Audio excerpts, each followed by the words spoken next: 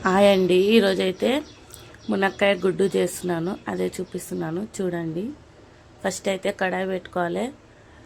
కర్రీకి సరిపోయేంత ఆయిల్ వేసుకోవాలి. వేసుకొని 3-4 ఉల్లిగడ్డలు కట్ చేసుకోవాలి. మళ్ళీ 4 పచ్చిమిరపకాయలు, కొంచెం కరివేపాకు అవి అందులో వేసేసుకోవాలి. కడాయిలో మంచిగా కలిపేసుకోవాలి.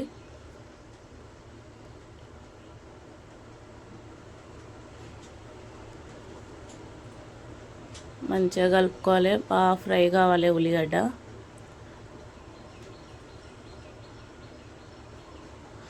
మంచిగా ఫ్రై అయిందనుకోండి,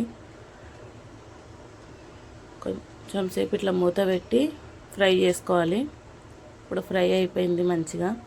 అప్పుడు అందులోకి ఒక 3 మునక్కాయలు కట్ చేసి పెట్టుకున్నాను, అవి అందులో వేసేసుకోవాలి. వేసుకొని అది కొంచెంసేపు మగ్గాలి.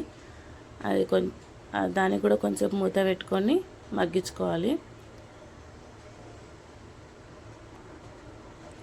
మునక్కాయలు ఉడికినాయి అనిపిస్తుంది కదా, అప్పుడు ఒక 3 టమాటాలు కట్ చేసి పెట్టుకుని వేసేసుకోవాలి. కొంచెం పసుపు, కొంచెం అల్లం పేస్టు, కొంచెం కారం, కొంచెం ఉప్పు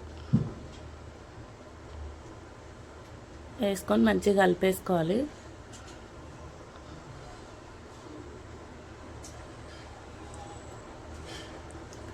కలిపేసుకొని సిమ్లో పెట్టుకోవాలి. కొంచెంసేపు పెట్టుకొని టమాటా ఉడికిపోయింది. ఇంకా ఉడికిపోయినప్పుడు మనకు కొంచెం గ్రేవీలాగా ఉండాలని కొంచెం వాటర్ వేసుకోవాలి. అందులో వాటర్ వేసుకొని అది మంచిగా ఉడికేటప్పుడు మనకి ఎన్నైతే గుడ్లు కావాలో అన్నీ ఉడకబెట్టి పెట్టుకొని అవి అందులో వేసేసుకోవాలి. వేసుకొని మళ్ళీ ఒకసారి మంచిగా కలుపుకోవాలి. నేనైతే 8 గుడ్లు వేసుకున్నాము. అవి కలిపేసుకొని అప్పుడు అందులో కొంచెం కొత్తిమీర వేసుకోవాలి. కొత్తిమీర వేసుకొని మంచిగా కలిపేసుకున్నామంటే ఒక 5 మినిట్స్లో అయిపోయినట్టే. ఇంకా